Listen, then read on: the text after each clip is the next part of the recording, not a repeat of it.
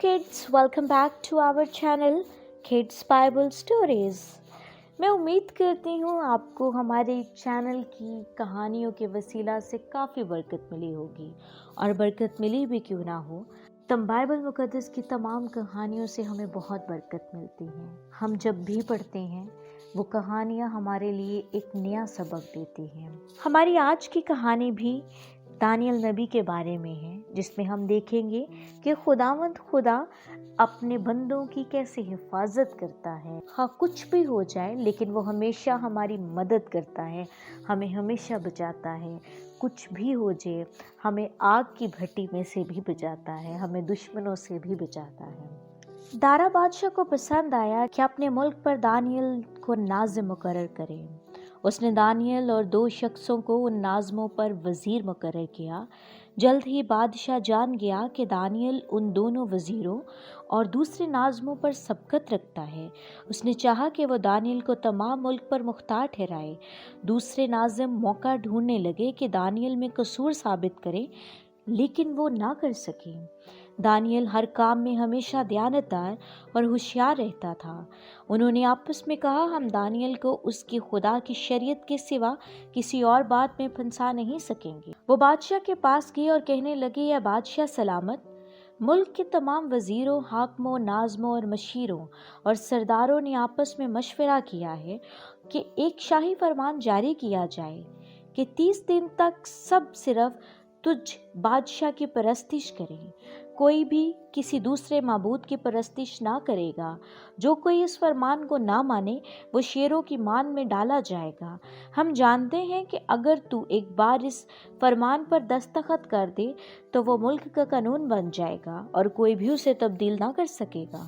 दारा बादशाह ने उस फरमान पर दस्तखत कर दिए। जब दानियल ने इस फरमान के बारे में सुना तो वो अपने घर के बाला खाना में गया और यरूशलेम की जानिब खुलने वाली खिड़की के सामने घुटने टेक कर मामूल के मुताबिक दिन में 3 बार अपने खुदा की इबादत करता रहा। जब दानियल के दुश्मनों ने उसे अपने खुदा की इबादत करते देखा तो वो सब मिलकर बादशाह के पास गए।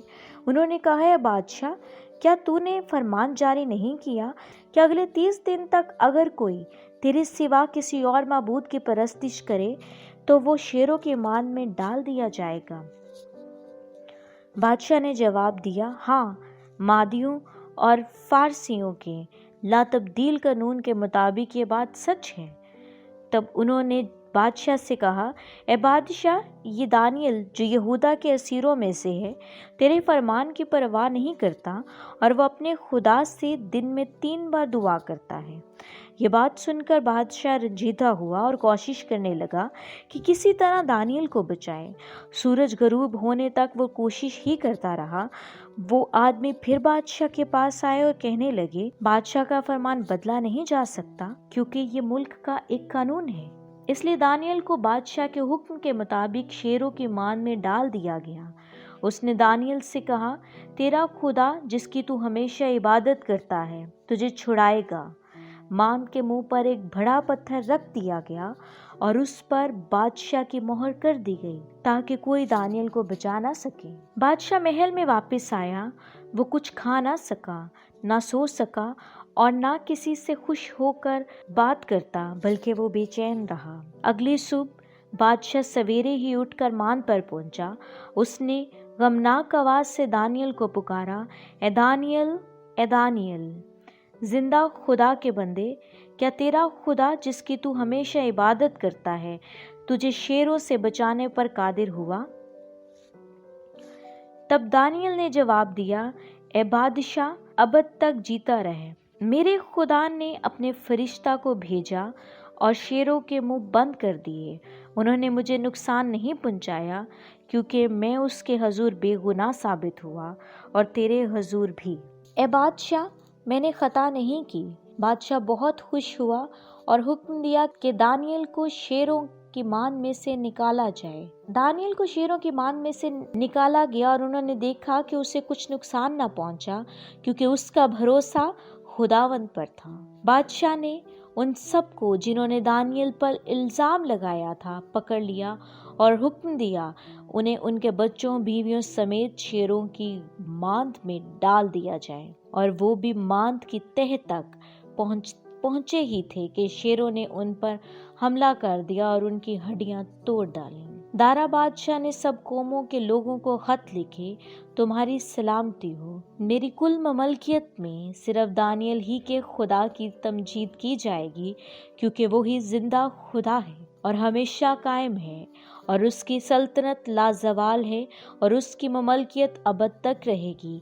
वही छुड़ाता और बचाता है और आसमान और ज़मीन में वही निशान और अजाइब दिखाता है। उसने दानियल को शेरों के पंजों से छुड़ाया, उसने दानियल को आग की भट्टी में से छुड़ाया। दानियल दारा बादशाह की हुकूमत में कामयाब रहा। हमने इस कहानी में देखा कि खुदावंद खुदा हमें हमेशा बचाता है। वो हमारे पाँव को पत्थर से ठेस नहीं लगने देता। हम कितने भी गुनाह कर लें, खुदावंद खुदा के हुजूर नाफरमानी करें, लेकिन खुदावंद खुदा हमें नहीं भूलता। मगर हमेशा खुदावंद को हमें याद रखना है। हमें अपने हर काम में हर अव्वल दर्जा उसको देना है। हमें अपने आप को, अपनी दुआओं को खुदावंद अपने खुदा के हजूर पेश करना है, ताकि खुदावंद ने जिस मकसद के लिए हमें इस दुनिया में भेजा, हम वो मकसद पूरा कर सकें।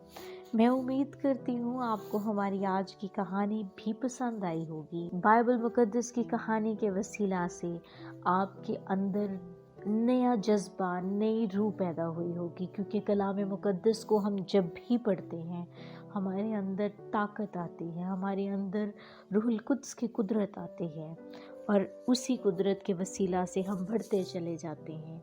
खुदावंद आप सबको बहुत बरकत दे, और हमारी वीडियो को लाइक, सब्सक्राइब और शेयर ज़रूर कीजिएगा। Thank you so much for your lovely comments.